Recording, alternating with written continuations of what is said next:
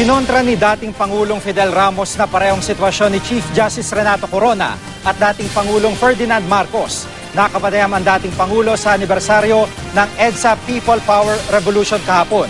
Magkaibaan niyang dalawang opisyal. Sagot ito sa paratang ng ilang militante na gaya raw ni Marcos, kapitukurin sa pwesto si Corona.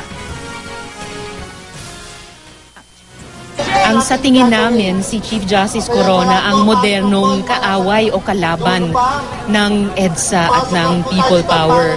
Umaasta siya ngayon katulad ni dating Pangulong Marcos na nagpupumilit kumapit sa kapangyarihan. Hindi ako, kumpira kayo. Hindi sila. Sino sila? Ibang bagay yun, ibang bagay.